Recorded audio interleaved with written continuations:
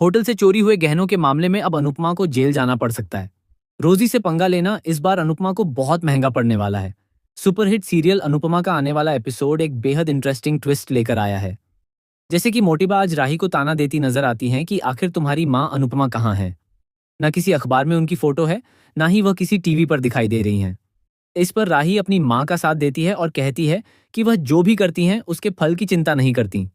वह हमेशा से कान्हा जी की भक्त हैं और सिर्फ कर्म पर विश्वास करती हैं। फिर भी मेरी माँ जो भी करती हैं वह मिट्टी को भी सोना बना देती हैं। वहीं पराग के ना होने की वजह से मोटिबा काफी परेशान है और इसका असर घर के बाकी लोगों पर भी पड़ रहा है। माही गौतम से शादी करके काफी पछता रही है।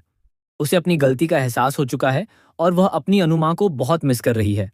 वह सोचती है कि अगर मैं माफी मांगूं तो क्या वह मेरा साथ देंगी। मैंने जो गलती की है अब मुझे उसका एहसास है और मैं उसे सुधारना चाहती हूँ। माही अनुपमा को फोन करने की कोशिश भी करती है, लेकिन फिर रुक जाती है क्योंकि घर के सभी लोगों ने तय किया था कि अनुपमा को ज्यादा परेशान नहीं करेंगे। हालांकि अनुपमा पहले से ही अपनी जिंदगी में इतनी परेशान है कि इन सब बातों के लिए उसके पास समय ही नहीं है।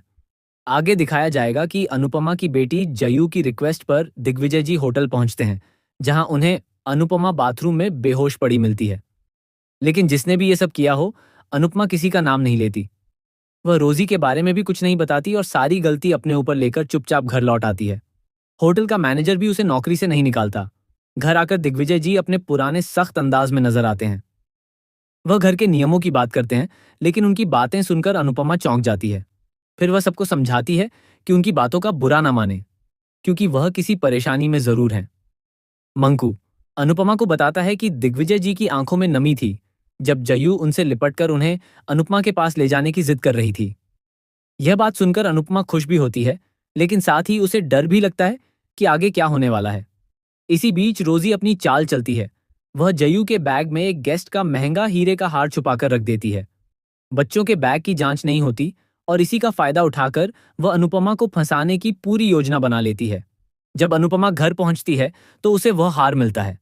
वह उसे वापस करने ही वाली होती है कि तभी पुलिस वहां पहुंच जाती है और उसे गिरफ्तार करने लगती है। होटल मैनेजर भी आरोप लगाता है कि आपने हमारी मेहमान के साथ धोखा किया है। अनुपमा बार बार कहती है कि यह गलती है और वह सच बोल रही है, लेकिन कोई उसकी बात नहीं मानता। तभी रोजी आकर गवाही देती है कि उसने खुद देखा है कि जीव ने हार चुराया और अनुपमा ने जानबूझकर उसे छुपाया। लेकिन कहानी में बड़ा ट्विस्ट तब आता है जब सीसीटीवी फुटेज सामने आता है। उसमें साफ दिखता है कि रोजी ही खुद वह हार जू के टिफिन बॉक्स में रख रही थी। अब सवाल यह है कि क्या यह सबूत समय पर सामने आएगा और अनुपमा को जेल से छुड़ा पाएगा।